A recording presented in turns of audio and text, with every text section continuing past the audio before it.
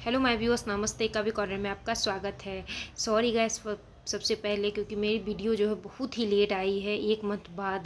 क्योंकि मेरी जो बेटी है उसका तबीयत बहुत ही ख़राब था, उसका फीवर उतर ही नहीं रहा था, तो मुझे उधर रहना ज़्यादा ज़रूरी लगा। इस वजह से मैं वीडियो अपलोड नहीं कर पाई मेरे पास, जबकि ऑलरेडी वीडियो बने हुए थे, तब भी मैं अपलोड नहीं कर पाई थी। I am really really sorry guys. तो चलिए हम सब रेसिपी शुरू करते हैं। तो यहाँ हमने 1.5 कप आटा लिया है। यहाँ जो मैं बना रही हूँ वो है मैक्सिकन टोर्टिया रैप, और इसमें मैंने थोड़ा सा नमक डाला है और 1 चम्मच हमने बेकिंग पाउडर यूज किया है। आप बेकिंग पाउडर की जगह बेकिंग सोडा भी यूज कर सकते हैं। 2 चम्मच हमने रिफाइंड ऑयल डाल के इसे, जैसा आप पराठा गूँथते हैं, पहले इसे अच्छे तरीके से मिक्स कर लीजिए, और पराठा के लिए आप जैसा आटा गूँथते हैं वैसे गूँथ लीजिए। तो मैं यहाँ बोल रही थी कि अगर मैं उस टाइम वीडियो अपलोड नहीं कर पा रही थी इसी वजह से, क्योंकि मेरी बेटी का तबीयत ख़राब हो गया था, और मुझे वैसे मेरे लिए उस टाइम जरूरी मेरी बेटी थी, इस वजह से मैं अपलोड नहीं कर पाई, जिसके कारण मेरे 100 सब्सक्राइबर में से 4 सब्सक्राइबर भी घट चुके हैं, 96 सब्सक्राइबर ही रहे हैं। तो इसका मुझे दुख तो है थोड़ा सा, लेकिन खुशी भी इस बात की कि मुझे उस टाइम मेरी बेटी के साथ रहना था, तो मैंने उस टाइम अपनी बेटी के साथ ही टाइम स्पेंड किया, क्योंकि वो ज़रूरी भी था इस वजह से। तो खैर 4 सब्सक्राइबर आगे आ ही जाएंगे वीडियो देख के, तो इट्स ओके। तो चलिए अब हम सबसे पहले फ्राई पैन को गर्म करते हैं, और उसमें हमने 2 से 2.5 चम्मच सरसों तेल ऐड किया है। आप इसके जगह कोई भी रिफाइन ऑयल यूज कर सकते हैं, या फिर ऑलिव ऑयल भी यूज कर सकते हैं, यानी कोई भी ऑयल यूज कर सकते हैं। और इसमें मैंने 2 मीडियम साइज़ के जो प्याज थे उसे मैंने स्लाइस चॉप कर लिया था, और आप इसे इसमें डाल दीजिए। इसमें कोई भी तड़का उड़का कुछ नहीं लगाना है, सिर्फ आप डायरेक्ट प्याज आप ऐड कर दीजिए, और इसे अच्छे तरीके से भूनना का मतलब क्या, प्याज का जो कच्चा स्मेल होता है वो ख़त्म हो जाना चाहिए, पर इसका क्रंच नहीं ख़त्म होना चाहिए, इस बात का ध्यान देना है। तो 1 से 2 मिनट तक भून लीजिए। अब इसमें हम 1 कटोरी बारीक चॉप किया हुआ गाजर, और आधा कटोरी हमें यहाँ पे शिमला मिर्च बारीक चॉप किया हुआ आप डाल दीजिए, और इन सभी को भी हमें 1 से 2 मिनट तक भूनना है कि इन सभी का जो कच्चापन है वो ख़त्म हो जाना चाहिए, बट इसका जो क्रंच है वो बिल्कुल भी नहीं जाना चाहिए। तो इस बात का आप ध्यान रखिएगा। इसमें अब हम स्वाद अनुसार नमक ऐड कर देते हैं। थोड़ा सा हमने चटपटा टेस्ट के लिए चाट मसाला ऐड किया है, और डोमिनोज में जो आता है चिली फ्लेक्स का जो पैकेट रहता है वो मैंने 2 पैकेट डाल दिया। 1 ऑरिगेनो का पैकेट हमने इसमें डाल दिया है। आप चाहे तो इसमें कोई भी सीजनिंग आप ऐड कर सकते हो, और इन सभी को अच्छे तरीके से मिक्स कर लीजिए, और 1 से 2 मिनट तक भूनिए। फिर उतारते टाइम हम इसमें हाफ जो लेमन होता है, लेमन का जूस, वो हम इसमें हाफ लेमन का जूस डाल देंगे इसमें।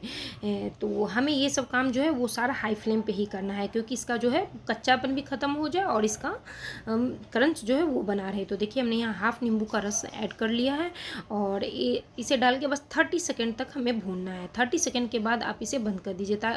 नींबू डालने से क्या होता है, इसका जो टेस्ट होता है वो इन्हेंस भी होता है, प्लस एक टेंगिनेस आती है, तो इस बात का ध्यान रखिए। तो देखिए हमारा हो चुका है भुना हुआ, तब इसे बंद कर देते हैं। अब इसमें हम उबला हुआ मैश किया हुआ आलू डाल देते हैं। 4 से 5 आप मीडियम साइज़ के आलू लीजिए, 3 से 4, और उसे अच्छे तरीके से मैश कर लीजिए, और फिर इसमें मिक्स कर लीजिए। अगर आप आलू नहीं पसंद करते या फिर आलू आप नहीं डालना चाहते तो इस जगह पे आप पनीर भी ऐड कर सकते हैं, उससे इसका टेस्ट और बढ़ जाता है। तो आप या तो आलू मिक्स करिए या फिर पनीर मैश कर दीजिए। अब इसमें हम धनिया का पत्ता डाल के अच्छे तरीके से मिक्स कर लेते हैं इन सभी को। यहाँ पर हमारा जो फ्लेम है याद रखिएगा ऑफ है। तो आप इसे साइड कर दीजिए ठंडा होने के लिए। इधर देखिए हमारा जो गूँथा हुआ जो आटा है वो भी हमारा रेडी हो चुका है। 15 मिनट लगभग हो ही चुके हैं। तो अब इसे पहले अच्छे तरीके से मिक्स कर लीजिए।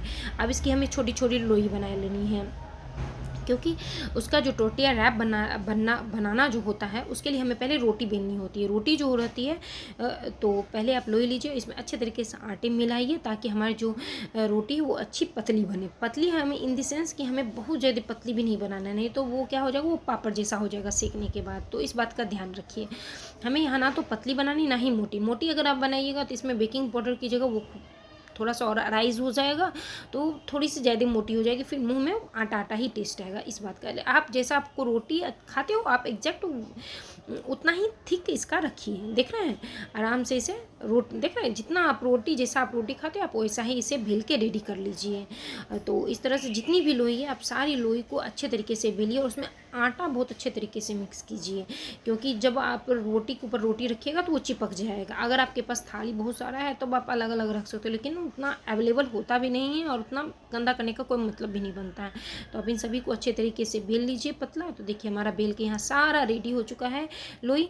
अब हम इसे सेकेंगे। तो पहले आप गैस पे एक तवा चढ़ाइए, ये हम अब इन सभी को हमें सेकना है। आप हाई फ्लेम पे मुश्किल से 30 से 40 सेकंड लगेगा इसे सेकने में। 30 से 40 सेकंड से ज़्यादा नहीं लगता है, तो 30 से 40 सेकंड आपको उलट पुलट करके हमें सेकना। इसे लाल नहीं करना, बस इतना कि कच्चा इसका ख़त्म हो जाए। एक तो रोटी आपकी पतली है तो ज़्यादा टाइम नहीं लगता, इसलिए आपको ये बिल्कुल भी दिमाग में मत रखिए कि आपकी रोटी कच्ची रह जाएगी, बिल्कुल भी नहीं कच्ची रहेगी। तो 30 से 40 सेकंड में आपकी एक रोटी सेक के रेडी हो जाएगी। इसी तरह से आप जितनी भी रोटी आपने बेल के रखी उन सभी रोटियों को आप सेक के रख दीजिए।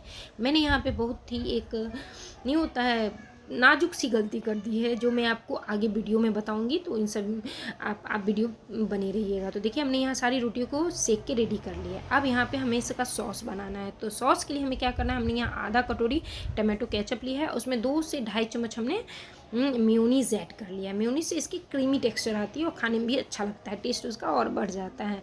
तो इसको अच्छे तरीके से मिक्स कर लीजिए। इसमें हम आधा चम्मच जैसा हमने गरम मसाला ऐड किया है। इससे जो इस सॉस का जो टेस्ट आता है क्या ही बताऊँ। आप कोई भी मतलब आप अगर बर्गर बना रहे हो, सैंडविच बना रहे हो, ज़रूर ऐड कीजिए, बहुत ही अच्छा टेस्ट आता है।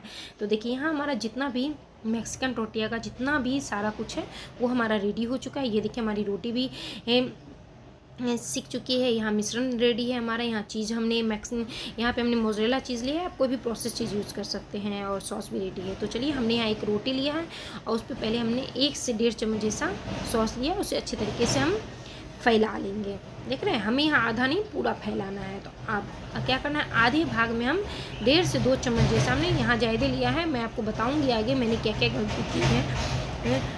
हमने यहाँ पे आलू का मिश्रण दे दिया है और उसी के ऊपर हमने चीज़ 1 से 1.5 चम्मच जैसा हमने चीज़ दिया है, और फिर आधा भाग जो बचा है उसके ऊपर हम डाल देते हैं, और इस तरह से हम सारा रेडी कर देते हैं। यहाँ पे हमने गलती क्या की मैं आपको बताती हूँ।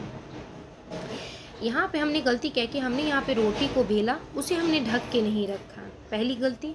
दूसरी गलती हमने यहाँ पे ये की है कि हमने रोटी बेला, सेका, और उसे हमने गर्म रोटी को हमने ढक के नहीं रखा, इस वजह से। तो देखिए हम, और मैं आगे बताती हूँ मैंने क्या क्या गलती की होती है। यहाँ देखिए हमने एक फ्राई पैन लिया, उसमें बटर ऐड किया है आधा चम्मच, और जो हमारा टोटिया बन के रेडी हो चुका है वो मैंने 2 टोटिया इसमें डाल के इसे उलट पुलट के आप रेड होने तक इसे सेक लीजिए इसे। और इस टाइम जो फ्लेम जो है आपका मीडियम रहना चाहिए, मीडियम फ्लेम पर आप सेक लीजिए अच्छे से। तो देख रहे हैं हमने यहाँ पर मीडियम फ्लेम पर सेक लिया है। तो देख रहे हैं हमारी जो रोटी में क्रैक दिख रहा है, ये जो क्रैक है ना उसी वजह से हमने ढका नहीं था। अगर हमारी रोटी ढकी रहती तो गरम रहती तो वो टूटता बिल्कुल भी नहीं इस तरह से। तो इस बात का ध्यान रखें। दूसरा हमने गलती यहाँ पे ये की कि हमने आलू ज़रूरत से ज़्यादा डाल दिया था। हम चाहते थे इसे स्किप भी कर सकते थे, लेकिन मैं चाहती थी कि मेरे सब्सक्राइबर को ये चीज़ पता चले, इसलिए मैंने ये ऐड किया है। तो आप आलू कम डालें, चीज़ थोड़ा सा ज़्यादा डालें। अगर आप डालना चाहते हो तो कोई दिक्कत नहीं, बस आलू आप कम डालें, लेकिन रोटी को जो है आप ढक के रखें, तब आपकी रोटी जो है वो फटेगी बिल्कुल भी नहीं। और इस तरह से आप इसे तीनों साइड से, बीच से भी, दोनों साइड से भी इसे लाल करके सेक ले। लाल करके सेकेगा तो क्रंच रहेगा खाने में, ऊपर से क्रंच अंदर से सॉफ्ट रहता है, तो खाने में बहुत ही अच्छा लगेगा। तो इसी तरह से जितनी भी आपकी जो आपने मैक्सिकन टोर्टिया रैप रेडी किया उन सारी को आप सेक के रेडी कर लीजिए। बस 3 बातों का ध्यान रखें, आप जब भी रोटी बेले उसे ढक के रखें। दूसरा, आप रोटी को सेके तब उसे ढक दें, तब आपकी रोटी गर्म रहेगी, फटेगी भी नहीं। तीसरा कि आप इसमें आलू का मिश्रण थोड़ा लिमिट से डालें, ज़रूरत से ज़्यादा नहीं डालें, नहीं तो फटेगी। देखिए इसमें हमने आलू का मिश्रण कम डाला था तो ये थोड़ा कम फटा है, लेकिन फटा ज़रूर है, इसमें आपको दिख नहीं रहा है लेकिन फटा ज़रूर है। तो आप इन सभी बातों का ध्यान रखिएगा, तो आपकी जो ये मैक्सिकन टोर्टिया है वो बिल्कुल परफेक्ट रेडी होके आएगी। और इसके साथ आप एक सैलेड बना लीजिएगा जिसमें गाजर, खीरा और प्याज, इन सभी का मिश्रण काट के एकदम फाइनली चॉप कर लीजिएगा। उसमें चाट मसाला अच्छे से लगा के चारों साइड से फैला के आप इसमें मैक्सिकन टोर्टिया आप इसमें डाल दीजिएगा। ये देसी स्टाइल में है, आप इसे मैक्सिकन टोर्टिया कह लीजिए या फिर आप पराठा भी कह सकते हो, एज यूजुअल जो भी है। तो आप बच्चे इसे बहुत पसंद करेंगे, आप बच्चों को दीजिए, लंच बॉक्स में दीजिए, बड़े भी बहुत पसंद करेंगे। तो अगर आपको मेरी रेसिपी अच्छी लगी हो तो please like, share and subscribe जरूर करिएगा। Thank you.